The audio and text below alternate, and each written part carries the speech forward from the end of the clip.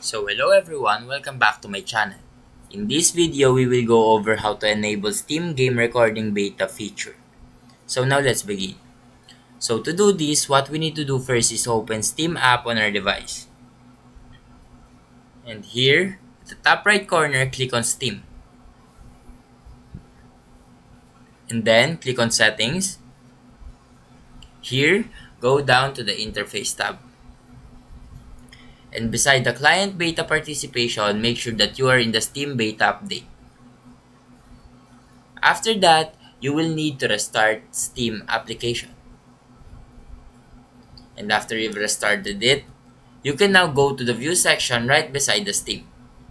And you will see the recording and screenshots. Click this and enable Steam game recording. And that's how to enable Steam game recording beta feature. And that's everything for this video. If this helped, please leave a like and subscribe.